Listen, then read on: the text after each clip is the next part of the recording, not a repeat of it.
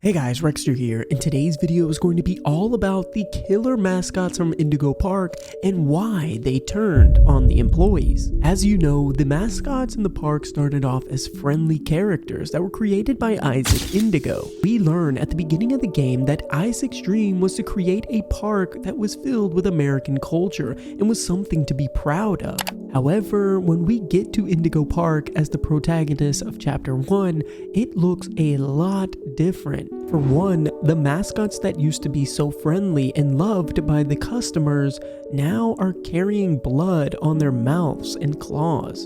And the friendly Finley is spotted at the end of Chapter 1 looking absolutely horrifying. Not to mention the mysterious Salem Skunk and why they decided to do something horrible to the rest of the cast.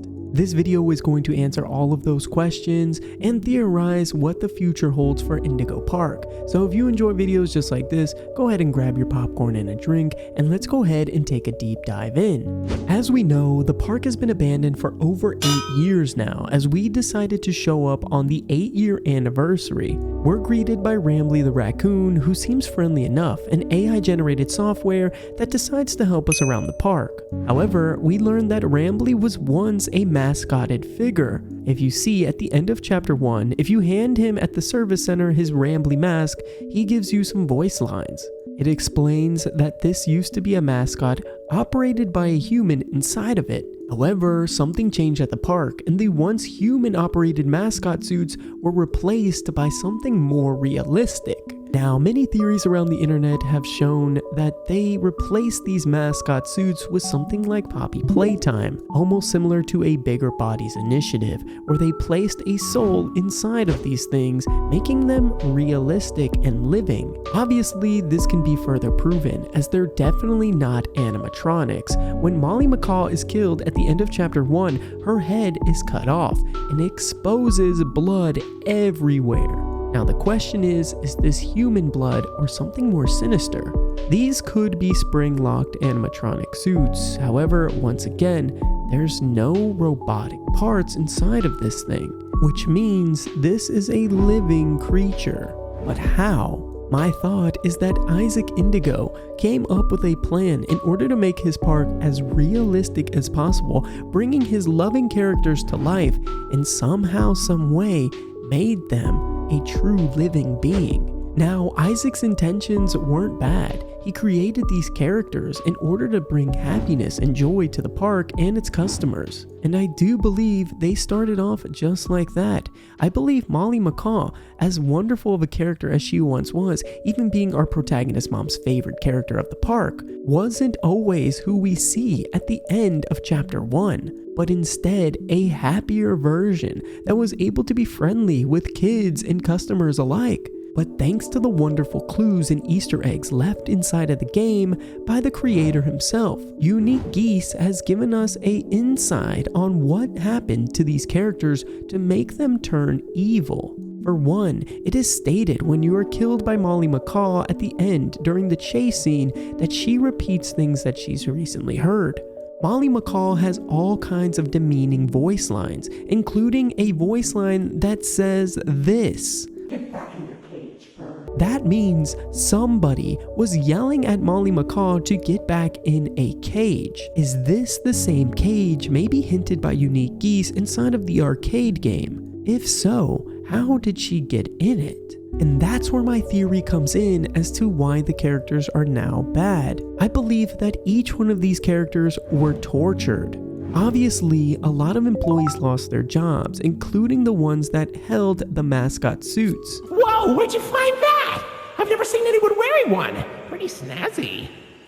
Ooh, looks like there's an audio recording tagged with costume in my database I've never noticed before. Let's listen. Hey Jackson, you hear about the new mascots? Yeah, think it'll put us out of a job? I think so. Old sport. And right after we got this damn raccoon costume. Man, screw this place. I said we get our asses out of here and go straight to Vegas. Aw, come on. They didn't even document the Indigo inventory ID for the costume. I was really looking forward to that. What a useless recording. Deleted. Now listen, I know a lot of you believe that this is just a Day Shift at Freddy's reference. However, it carries a deeper meaning. You can hear whether the characters are reminiscent from Day Shift at Freddy's or not. These two men are definitely disgruntled about what happened with the new mascot change. And I believe that this was also carried out throughout the entirety of the rest of the park as well. Employees being frustrated by Isaac Indigo's new initiative. The bottom line is, they didn't share the same values that Isaac Indigo had. They were looking at this from a financial side, and when their jobs were on the line, they obviously became more frustrated. Not to mention, these characters now took up the majority of the customers' attention, taking it all off of the once former employees. And to make matters worse, they now needed to take care of these things, probably treating them like the superstars that they now were, which means they took a back seat to these created, realistic characters. I'd imagine that a lot of employees' friends were terminated from their positions and were replaced by these mascots, leaving the rest of them upset, which started a new retaliation against Isaac Indigo himself, undermining what he once wanted for his park and instead taking it out on the new realistic mascots. Again, going back to just a few of these voice lines, you can hear the proof. Don't touch that thing, son. It barely hurts at all. Get up, you stupid freak. Get back in your cage, bird. When listening to these voice lines, they are horrible. Somebody is definitely verbally, if not physically, abusing Molly, which after some time eventually had the mascots revolt in a deadly rampage against not only the employees, but any humans that resembled them. Now, you can mix in Salem Skunk here, as they might have had something to do with it. Potentially, the employees could have made her turn on the other mascots, making her into what is now known as the villain of the park. But I actually have a theory that might go a bit further. I believe that Salem Skunk was a dropped off character that Isaac Indigo never intended to be in the park to begin with. Now, I know that they have their own area in Rambley's railroad, but Rambley never discusses it, and he never brings them up in his friend group. And not to mention, when the ride does eventually break down, we stumble across a cardboard cutout of Salem. However, what's to say that this was never supposed to be displayed out in the public, and instead was supposed to be hidden away, and that's why it's broken. We never catch any word of Salem, never see Salem in the gift shop or any type of toys. So was Salem even supposed to be shown to the public eye? Or were they created by the employees in order to help against their revolt against the realistic mascots? Now, I'm not really sure how the magical potions play in, as Salem gives that to Molly McCaw in the game, eventually turning her against Rambley, her best friend. However, it is possible that they could have had a part in it. But going back to the revolt against the humans, this does seem a little bit more likely. After being treated so poorly, I could imagine them turning against the employees and maybe mistaking Isaac Indigo himself, their creator, in that whole revolt. Something similar to the Hour of Joy in Poppy Playtime, the mascots have had enough of their mistreatment and eventually decided to take matters into their own hands. These things were created powerfully. Obviously, you can see that on example during multiple parts in the actual game. Molly McCaw rips a metal door open with her bare hands, and Lloyd the lion stacks these boxes off of him with ease. My theory is that they all turned on not only the employees, not only the customers, but even Isaac Indigo himself, which created a bloody mess on the horrible day 8 years ago. And the reason that police won't step foot in the park is that even though they've tried in the past, they met their demise as well. The only thing to do is to block off the entrance of the park and make sure nobody ever set foot in there again. And the security protocol that was introduced was to keep the animals or realistic mascots inside and make sure they never get out to see the light of day.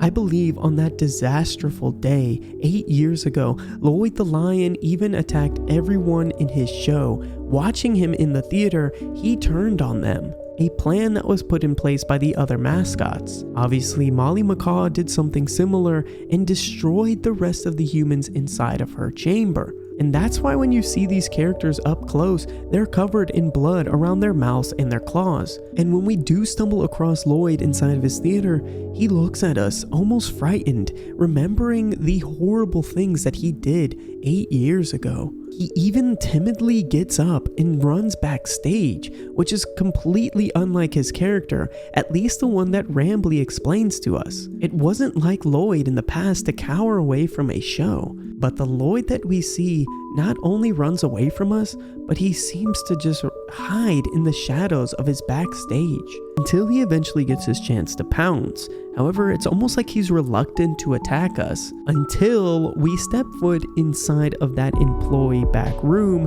grabbing the keys, and when we try to leave, that's when he goes on a full-blown attack. Thankfully for us, the watch deters him from his attack and sends him back into the shadows. But he's still somewhere within that theater, hiding and waiting for his next victim, or possibly planning for something more sinister. Now, like I said before, I believe that the big attack came from Lloyd the Lion and Molly Macaw, as Finley was trapped inside of Ocean's Odyssey, and he seems a lot more timid than the other two. When Rambley describes him to us, he seems as if he's almost like an Eeyore version of Indigo Park, a character that is filled with depression and very sad, keeps to himself but loves a visitor from time to time. But that doesn't mean that he doesn't have a bit of evil inside of him. Obviously, he's friends with the rest of the gang, and if they tell him that humans are bad, he's going to do something to them as well. But I guess we'll find out in chapter 2. What's interesting about Finley though is that if you go back to the beginning of the game, you look at the picture of him on our desk and it says that he potentially was replaced, which sparked my interest because it's almost as if our protagonist realized that the once human operated mascots are now replaced by these more realistic versions, and that's why he noticed that Finley was replaced by this new realistic version of himself. Or does he have someone working on the inside? Potentially his mother was an employee for the park before she went missing. What would make this game really interesting is that Isaac Indigo was actually his father, and his mother's favorite character was Molly Macaw, and he developed her just for her. But I think that's going down a rabbit hole that I'm just not ready to explore just yet. Hopefully you guys enjoyed this video though, and if you do want to see other game theories just like this one, do me a big favor. For one, go ahead and make sure you like this video and comment down below some of your favorites. Also, make sure that you hit that bell notification so you're first one to these videos in the near future. But guys, this wraps up this video here. Thank you again for all the love and support. It's been absolutely phenomenal and I really appreciate it. We are almost to 300k subscribers and that means the world to me. So have a great rest of your day and I'll see you in the next one. Until then, peace out!